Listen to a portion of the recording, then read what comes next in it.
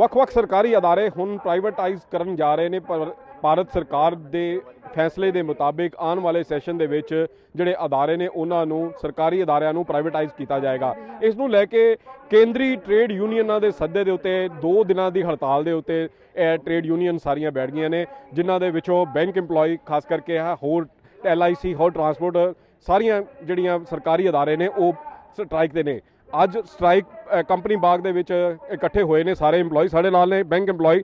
Sir, ਇਹ ਮੈਨੂੰ ਥੋੜਾ ਦੱਸਿਓ ਕਿ ਇਹ ਕੀ ਹੈ ਜੀ, ਪ੍ਰਾਈਵੇਟਾਈਜ਼ ਕਰਨ ਲੱਗੀ ਹੈ? ਪਹਿਲੇ ਵੀ ਤੁਸੀਂ ਹੜਤਾਲ ਕੀਤੀ ਸੀ ਤੁਹਾਡੀ ਯੂਨੀਅਨ ਵੱਲੋਂ, ਹੁਣ ਤੁਹਾਡੇ ਨਾਲ ਹੋਰ ਵੀ ਯੂਨੀਅਨ ਸਾਰੀਆਂ ਇਕੱਠੀਆਂ ਹੋ ਕੇ ਨਾਲ ਆ ਰਹੀਆਂ ਨੇ।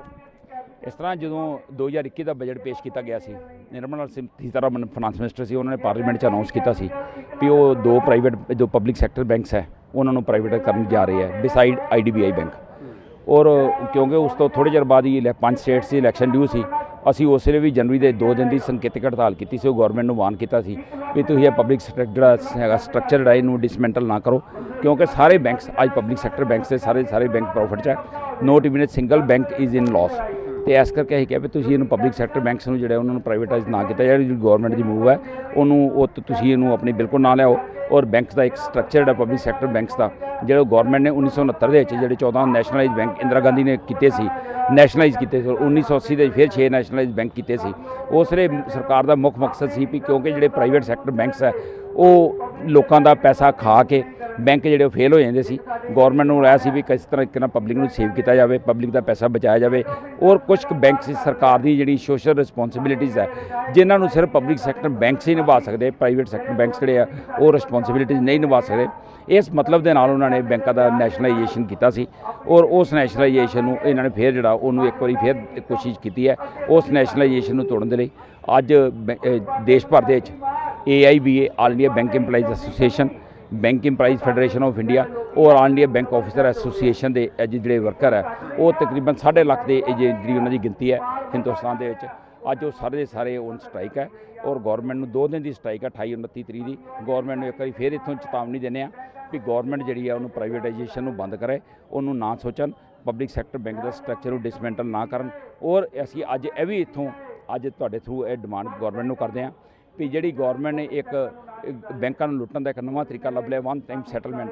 ਔਰ ਉਸ ਵੇਲੇ ਜਿਹੜੀ ਰਿਕਵਰੀ ਜਿਹੜੇ ਬੈਡ ਲੋਨਸ ਜਿਹੜੇ ਆ ਉਹਨਾਂ ਨੂੰ ਜਿਹੜਾ ਉਹ ਕਰਕੇ 1 ਟਾਈਮ ਸੈਟਲਮੈਂਟ ਦੇ ਬਹਾਨੇ ਜਿਹੜੇ ਆ ਉਹ ਲੱਖਾਂ ਕਰੋੜਾਂ ਰੁਪਏ ਜਿਹੜੇ ਆ ਬਿਜ਼ਨਸਮੈਨਾਂ ਨੂੰ ਉਹ ਜਿਹੜਾ ਫਾਇਦਾ ਦਿੱਤਾ ਜਾ ਰਿਹਾ। ਔਰ ਇਹ ਗੌਰਮੈਂਟ ਜਿਹੜੀ ਹੈ ਹੀ ਕਾਰਪੋਰੇਟ ਸੀ ਗੌਰਮੈਂਟ, ਇਹਦਾ ਮੇਨ ਮਕਸਦ ਹੀ ਜਿਹੜਾ ਕਾਰਪੋਰੇਟ ਨੂੰ ਉਹਨੇ 2 ਘਰਾਣੇ ਲੱਭੇ, ਇੱਕ ਅੰਬਾਨੀ ਔਰ ਅਡਾਨੀ, ਦੋ ਘਰਾਣੇ ਲੱਭੇ ਇਹਨਾਂ ਨੂੰ ਵੀ ਉਹਨਾਂ ਨੂੰ ਜਿਹੜਾ ਪੈਸਾ ਜਿਹੜਾ ਨਾ ਪ੍ਰਾਈਵੇਟ ਕਰਕੇ ਦਿੱਤਾ ਜਾਵੇ। ਅੱਜ ਸਰਕਾਰ ਨੂੰ ਇਹ ਕਹਿੰਦੇ ਆ ਵੀ ਉਹਨੂੰ ਬੰਦ ਕੀਤਾ ਜਾਵੇ। ਔਰ ਇੱਕ ਡਿਮਾਂਡ ਜਿਹੜੀ ਬੈਂਕ ਇੰਪਲਾਈ ਦੀ ਬੜੀ ਪੈਂਡਿੰਗ ਹੈ ਵੀ ਜਿਹੜੇ 90 ਤੋਂ ਬਾਅਦ ਜਿੰਨੇ ਇੰਪਲਾਈ ਬੈਂਕ ਦੇ ਵਿੱਚ ਰਿਕਰੂਟ ਹੋਏ ਆ ਉਹ ਸਾਰੇ employee they are covered under new pension scheme.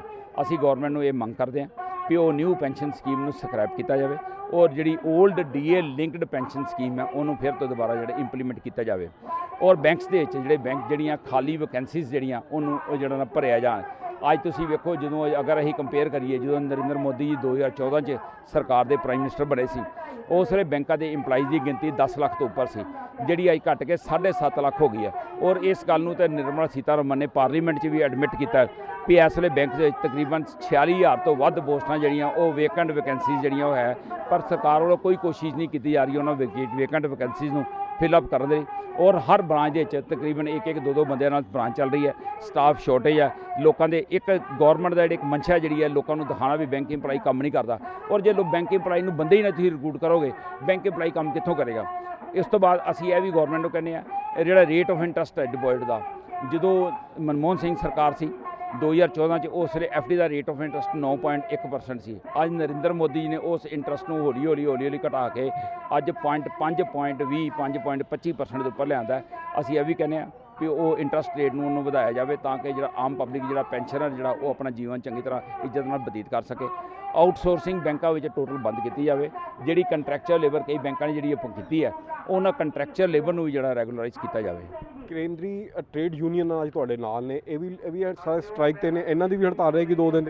ਅੱਜ ਸਾਰੇ ਜਿਹੜੇ ਆ ਹਿੰਦੁਸਤਾਨ ਦੇ ਵਿੱਚ ਤਕਰੀਬਨ 22 ਕਰੋੜ ਕਾਮੇ ਜਿਹੜੇ ਆ ਵਰਕਰ ਜਿਹੜੇ ਆ ਉਹ ਅੱਜ ਗੌਰਮੈਂਟ ਆਫ ਇੰਡੀਆ ਦੀ anti labour policies, anti employee policies, anti farmer policy, anti workman policy, anti government economic policies ਦੇ ਅੱਜ ਹੜਤਾਲ ਤੇ ਜਾ ਰਹੇ, ਕਿਉਂਕਿ ਗੌਰਮੈਂਟ ਦੀ ਮਨਸ਼ਾ ਗੌਰਮੈਂਟ ਜਿਹੜੀ ਆ ਉਹ ਪਬਲਿਕ ਜਿਹੜੀ ਹੈ ਬੈਂਕਿੰਗ ਰੈਗੂਲੇਸ਼ਨ ਐਕਟ ਉਹਨੂੰ ਵੀ ਅਮੈਂਡਮੈਂਟ ਕਰ ਜਾ ਰਹੀ ਹੈ, ਲੇਬਰ ਲਾਜ਼ ਹੈ ਉਹਨਾਂ ਨੂੰ ਵੀ ਅਮੈਂਡ ਕਰਨ ਜਾ ਰਹੀ ਹੈ। ਅੱਜ ਸਾਰੇ ਜਿਹੜੀਆਂ ਟ੍ਰੇਡ ਯੂਨੀਅਨ ਜਿਹੜੀ ਹੈ ਇਹ ਗੌਰਮੈਂਟ ਦੀ ਐਂਟੀ ਇਕਨੋਮਿਕ ਪਾਲਿਸੀਜ਼ ਦੇ ਅਗੇਂਸਟ ਅੱਜ ਜਿਹੜੀਆਂ ਉਹ ਸਾਰੀ ਸਟ੍ਰਾਈਕ ਤੇ ਹੈ। ਤੁਹਾਡੇ ਨਾਲ ਲੈਣ ਦੇਣ ਦਾ ਕੰਮ ਸਾਰਾ ਕੀ ਕਹਿੰਦੇ ਕਾਰੋਬਾਰ ਬੈਂਕ ਦੇ ਉੱਤੇ ਡਿਪੈਂਡ ਕਰਦਾ ਹੈ। ਬੈਂਕ 2 ਦਿਨ ਦੀ ਹੜਤਾਲ ਤੇ ਕਰੋੜਾਂ ਅਰਬਾਂ ਰੁਪਇਆਂ ਦਾ ਲੈਣ ਦੇਣ ਬੰਦ ਹੋ ਜਾਏਗਾ। ਆਮ ਪਬਲਿਕ ਨੂੰ, ਆਮ ਲੋਕਾਂ ਨੂੰ ਪਰੇਸ਼ਾਨੀ ਹੋਏਗੀ। ਉਸ ਬਾਰੇ ਤੁਸੀਂ ਕੀ ਵਿਚਾਰ ਕੀਤਾ ਕਿ ਅੱਜ ਜਿਹੜੀ ਇਹ ਸਟ੍ਰਾਈਕ ਹੈ ਜਿਹੜੀ ਹੈ ਅਸੀਂ ਆਪਣੇ ਲਈ ਨਹੀਂ ਕਰ ਰਹੇ, ਅਸੀਂ ਪਬਲਿਕ ਦਾ ਪੈਸਾ ਸੇਵ ਕਰਨ ਲਈ ਕਰ ਰਹੇ ਹਾਂ। ਤੁਸੀਂ ਦੇਖੋ ਅੱਜ ਤੱਕ ਮੈਨੂੰ ਇੱਕ ਵੀ ਜਿਹੜਾ ਪਬਲਿਕ ਸੈਕਟਰ ਬੈਂਕ ਦਿਖਾ ਦਿਓ ਜਿਹੜਾ ਫੇਲ ਹੋਇਆ ਹੋਵੇ। ਹਾਂ, ਇਹ ਜ਼ਰੂਰ ਹੈ ਪਬਲਿਕ ਸੈਕਟਰ ਬੈਂਕਸ ਨੂੰ ਮਰਜ ਕੀਤਾ ਗਿਆ, ਪਰ ਫੇਲ ਕੋਈ ਪਬਲਿਕ ਸੈਕਟਰ ਬੈਂਕ ਨਹੀਂ। ਔਰ ਹਿੰਦੁਸਤਾਨ 'ਚ ਤੁਸੀਂ ਆਜ਼ਾਦੀ ਤੋਂ ਬਾਅਦ ਦੇਖ ਲਓ ਕਿੰਨੇ ਜਿਹੜੇ ਪ੍ਰਾਈਵੇਟ ਬੈਂਕ ਜਿਹੜੇ ਫੇਲ ਹੋਏ ਆ, ਗੌਰਮੈਂਟ ਦਾ ਪੈਸਾ ਕਿੰਨੇ ਬੈਂਕ ਲੈ ਕੇ ਤੁਰ ਗਏ ਆ, ਔਰ ਕਿੰਨੇ ਬੰਦਿਆਂ ਨੇ ਜਾਨਾਂ ਗਵਾਈਆਂ। ਅਸੀਂ ਤਾਂ ਪਬਲਿਕ ਦਾ ਪੈਸਾ ਸੇਵ ਕਰਨ ਲਈ ਅੱਜ ਲੜ ਰਹੇ ਹਾਂ। ਸਾਨੂੰ ਸ਼ੌਂਕ ਨਹੀਂ 2 ਦਿਨ ਦੀ ਅੱਜ ਬੈਂਕ ਇੰਪਲਾਈ ਦੀ ਤਨਖਾਹ ਕਟਾ ਰਿਹਾ, ਇੰਨੀ ਵੱਧ ਅਮਾਊਂਟ ਦੇ ਤਨਖਾਹ ਕੱਟੀ ਜਾਣੀ, ਸਾਨੂੰ ਸ਼ੌਂਕ ਨਹੀਂ। ਪਰ ਅਸੀਂ ਜਿਹੜੀ ਹੈ ਮੇਨ ਲੜਾਈ ਜਿਹੜੀ ਹੈ ਇਹ ਪਬਲਿਕ ਦਾ ਪੈਸਾ ਸੇਵ ਕਰਨੀ, ਪਬਲਿਕ ਦੇ ਇੰਟਰਸਟ ਦੀ ਔਰ ਨੈਸ਼ਨਲ ਇੰਟਰਸਟ ਦੇ ਖਾਤਰ ਅਸੀਂ ਜਿਹੜੀ ਸਟ੍ਰਾਈਕ ਕਰਨ ਜਾ ਰਹੇ ਹਾਂ। ਪਿੱਛੇ ਜੇ ਤੁਸੀਂ ਹੜਤਾਲ ਕੀਤੀ ਸੀਗੀ ਕਿ ਬੈਂਕ ਮਰਜ ਕੀਤੇ ਜਾ ਰਹੇ ਨੇ, ਉਹ ਵੀ ਹੈ ਜੀ ਇਹਦੇ ਵਿੱਚ ਤੁਹਾਡੇ ਹੜਤਾਲ ਦੇ ਵਿੱਚ ਕਿ ਇੱਕ ਬੈਂਕ ਕੀਤਾ ਜਾ ਰਿਹਾ ਹੈ। ਸਰਕਾਰ ਵੱਲੋਂ ਕੇਂਦਰ ਇਹ ਵੀ ਤਜਵੀਜ਼ ਦਿੱਤੀ ਗਈ ਹੈ ਕਿ ਸਾਰੇ ਬੈਂਕਾਂ ਨੂੰ ਇੱਕ ਬੈਂਕ ਕਰ ਦਿੱਤਾ ਜਾਏ। ਨਹੀਂ, ਅਸੀਂ ਇਹ ਨਹੀਂ ਕਹਿ ਰਹੇ ਕਿ ਉਹ ਇੱਕ ਬੈਂਕ ਤੇ ਹੋ ਨਹੀਂ ਸਕਦਾ। ਅਸੀਂ ਇਹ ਜ਼ਰੂਰ ਕਿਹਾ ਵੀ ਜੇਕਰ ਤੁਸੀਂ ਸਮਝਦੇ ਹੋ ਕੋਈ ਜਿਹੜਾ ਬੈਂਕ ਜਿਹੜਾ ਪਬਲਿਕ ਸੈਕਟਰ ਬੈਂਕ ਆ ਉਹ ਵੀਕ ਹੈ, ਉਹਨੂੰ ਮਰਜ ਕੀਤਾ ਜਾ ਸਕਦਾ, ਬਸ਼ਰਤੇ ਕਿ ਉਹਨੂੰ ਅਸੀਂ ਪ੍ਰਾਈਵੇਟ ਹੱਥਾਂ ਦੇ ਕੋਲ ਦੇ ਦਈਏ। ਸਰਕਾਰ ਦੀ ਭਾਗੀਦਾਰੀ ਜਿਹੜੀ ਆ ਉਹ ਆਪਣੀ ਜਿਹੜੀ ਹੈ ਪਹਿਲਾਂ 50% ਦੇ ਉੱਪਰ ਹੁੰਦੀ ਸੀ, ਉਹਨੂੰ ਘਟਾ ਕੇ 20% ਤੇ ਲਿਆ ਰਹੀ ਹੈ। ਜਦੋਂ ਪਬਲਿਕ ਦਾ ਆ ਜਾਏਗਾ, ਨੁਮਾਇੰਦੇ ਆਣਗੇ, ਉਹਨਾਂ ਦੇ ਬੋਰਡ ਆਫ ਡਾਇਰੈਕਟਰ ਸਾਰੇ ਪਬਲਿਕ ਦੇ ਬੰਦੇ ਬੈਠਣਗੇ, ਪ੍ਰਾਈਵੇਟ ਬੰਦੇ ਬੈਠਣਗੇ, ਉਹ ਆਪਣੀ ਮਨਮਾਨੀਆਂ ਕਰਨਗੇ।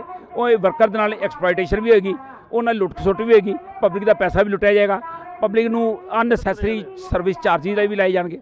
ਇਸ ਕਰਕੇ ਜਿਹੜੀ ਸਾਰੀ ਚੀਜ਼ਾਂ ਬਚਾਉਣ ਦੇ ਲਈ ਅਸੀਂ ਗੌਰਮੈਂਟ ਦੇ ਇੱਕੋ ਹੀ ਵਿਕਲਪ ਹੈ ਵੀ ਪਬਲਿਕ ਸੈਕਟਰ ਨੂੰ ਸਟਰੈਂਥਨ ਕੀਤਾ ਹੈ। ਅਗਰ ਕਿਤੇ ਮਜਬੂਰੀ ਹੈ ਤੇ ਪਬਲਿਕ ਸੈਕਟਰ ਕੈਨ ਵੀ ਮਰਜ, ਅੱਗੇ ਵੀ ਤਾਂ ਕੀਤੇ ਆ ਜਿਹੜੇ ਬੈਂਕਸ ਮਰਜ ਕੀਤੇ। ਤੁਸੀਂ ਲੋਕਾਂ ਨੂੰ ਕਹਿ ਰਹੇ ਹੋ ਕਿ ਲੋਕਾਂ ਲਈ ਤੁਸੀਂ ਲੜ ਰਹੇ ਹੋ। 2 ਦਿਨ ਦੀ ਹੜਤਾਲ ਨਾਲ ਕੁਝ ਤਾਂ ਪਰੇਸ਼ਾਨੀ ਉਹਨਾਂ ਨੂੰ ਹੋਏਗੀ, ਕੀ ਕਹਿਣਾ ਚਾਹੋਗੇ ਆਮ ਪਬਲਿਕ ਨੂੰ? ਅਸੀਂ ਤੇ ਜਿਹੜੀ ਹੈ ਬੜੀ ਵਾਰੀ ਅਸੀਂ ਪਬਲਿਕ ਨੂੰ ਇਹ ਅਪੀਲ ਵੀ ਕਰ ਚੁੱਕੇ ਹਾਂ, ਅਸੀਂ ਮਾਫੀਆਂ ਮੰਗ ਚੁੱਕੇ ਹਾਂ ਵੀ ਇਹ ਜਿਹੜੀ ਹੜਤਾਲ ਹੈ ਸਿਰਫ ਤੁਹਾਡੇ ਕਰਕੇ ਹੀ ਕਰ ਰਹੇ ਹਾਂ। ਅਸੀਂ ਤੇ ਦੇਖੋ ਤਾਂ ਸੈਲਰੀ ਮਿਲ ਰਹੀ ਹੈ, ਹੋਰ 2, 4, 5, 10 ਸਾਲ ਤੇ ਇਸ ਤਰ੍ਹਾਂ ਕੰਟੀਨਿਊ ਰਹੇਗੀ, ਪਰ ਮੇਨ ਪਰਪਸ ਹੈ ਪਬਲਿਕ ਦਾ ਪੈਸਾ ਜਿਹੜਾ ਉਹ ਕਿਸ ਤਰ੍ਹਾਂ ਸੇਵ ਕੀਤਾ ਜਾਵੇ। ਅੱਜ ਜਿਹੜੀ ਲੜਾਈ ਹੈ ਪਬਲਿਕ ਦਾ ਪੈਸਾ ਸੇਵ ਕਰਨ ਦੀ ਲੜਾਈ ਹੈ, ਔਰ ਪਬਲਿਕ ਨੂੰ ਵੀ ਇਹ ਸਮਝਣਾ ਚਾਹੀਦਾ ਵੀ how Modi government is looting the public, how Modi government ਜਿਹੜੀ ਹੈ ਇਹ ਕਿਸ ਤਰ੍ਹਾਂ ਪੈਸਾ ਜਿਹੜਾ ਪਬਲਿਕ ਦਾ ਪੈਸਾ ਇਹ ਪ੍ਰਾਈਵੇਟ ਹੱਥਾਂ 'ਚ ਦੇ ਰਹੀ ਹੈ। ਅਸੀਂ ਤਾਂ ਉਸ ਪਿੱਛੇ ਲੜਾਈ ਲੜਦੇ ਰਹੇ ਹਾਂ। ਸਿਰਫ 2 ਘਰਾਣੇ ਲੱਭਦੇ ਇਹਨਾਂ ਨੂੰ ਗੌਰਮੈਂਟ ਨੂੰ ਪਬਲਿਕ ਦਾ ਪੈਸਾ ਦੇਣ ਲਈ, ਔਰ ਤੀਸਰਾ ਘਰਾਣਾ ਕੋਈ ਨਹੀਂ ਹੈਗਾ। ਇਹ ਉਹਨਾਂ ਘਰਾਣੇ ਉਹ ਦਿਨੋਂ ਦਿਨ ਅਮੀਰ ਹੋ ਰਹੇ ਆ, ਉਹ ਪਬਲਿਕ ਜਿਹੜੀ ਉਹ ਗਰੀਬ ਹੋ ਰਹੀ ਹੈ। ਸ਼ੁਕਰੀਆ। ਸੋ ਕੇਂਦਰੀ ਟ੍ਰੇਡ ਯੂਨੀਅਨ ਦੇ ਸੱਦੇ ਦੇ ਉੱਤੇ ਅੱਜ ਲਗਭਗ ਕਾਫੀ ਟ੍ਰੇਡ ਯੂਨੀਅਨਸ ਜਿਹੜੀਆਂ ਨੇ ਸਟ੍ਰਾਈਕ ਤੇ ਚੱਲ ਰਹੀਆਂ, ਜਿਨ੍ਹਾਂ ਦੇ ਵਿੱਚੋਂ ਖਾਸ ਹੈ ਬੈਂਕ EMPLOYEES ਜਿਹੜੇ ਨੇ, ਬੈਂਕ ਜਿਹੜੇ EMPLOYEES ਨੇ ਉਹ ਵੀ ਸਟ੍ਰਾਈਕ ਤੇ ਨੇ। 2 ਦਿਨ ਦੀ ਸਟ੍ਰਾਈਕ ਦੇ ਉੱਤੇ ਨੇ, ਕਾਰੋਬਾਰ ਬੰਦ ਨੇ, ਬੈਂਕ ਕਾਰੋਬਾਰ ਬੰਦ ਹੈ, ਬੈਂਕ ਦੇ ਵਿੱਚ ਲਈ ਦੇਈ ਨਹੀਂ ਹੋ ਰਹੀ, ਬੈਂਕ ਨਾਲ ਪ੍ਰਭਾਵਿਤ ਹੋ ਰਹੇ ਨੇ ਇਸ ਦੇ ਬਾਅਦ। ਪਰ ਲੋਕਾਂ ਨੂੰ ਇਹੀ ਅਪੀਲ ਕੀਤੀ ਗਈ ਹੈ ਕਿ ਉਹ ਲੋਕਾਂ ਦੇ ਪੈਸੇ ਲਈ ਹੀ ਇਸ ਲੜਾਈ ਨੂੰ ਲੜ ਰਹੇ ਨੇ, ਜਿਸ ਕਰਕੇ 2 ਦਿਨ ਦੇ ਲਈ ਉਹਨਾਂ ਨੂੰ ਪਰੇਸ਼ਾਨੀ ਜ਼ਰੂਰ ਸਹਿਣੀ ਪੈ ਰਹੀ ਹੈ। ਪਰ ਉਹਨਾਂ ਦੀ ਇਸ ਹੜਤਾਲ ਦੇ ਨਾਲ ਸਰਕਾਰ ਨੂੰ, ਕੇਂਦਰ ਸਰਕਾਰ ਨੂੰ ਸ਼ਾਇਦ ਕੁਝ ਉਹਨਾਂ ਦੇ ਦਿਮਾਗ 'ਚ ਆਵੇ ਔਰ ਇਹ ਜਿਹੜੀ ਨੀਤੀ ਉਹਨਾਂ ਵੱਲੋਂ ਬਣਾਈ ਗਈ ਹੈ ਉਹ ਨੀਤੀ ਦੇ ਉੱਤੇ ਰੋਕ ਲਾਈ ਜਾ ਸਕੇ। कैमरा पर्सन विपन दे नाल Jyoti Bahl, Dainik Savera TV, Amritsar. All world open challenge 17 time gold medalist Mian Rafiq Mohammad, पंडित, मौलवी, बेगम, तांत्रिक, इन चोरा ठग्गां तो सावधान। स्पेशलिस्ट वशीकरण, सट्टा नंबर, लव मैरिज, पति पत्नी च अनबन, विदेश च पक्का होना, कारोबार दा ना चलना, सिर्फ 31 घंटिया विच समाधान। फ्री फ्री फ्री मियां रफीक मोहम्मद। मोबाइल 84 374 94 647, 84 374 94 648।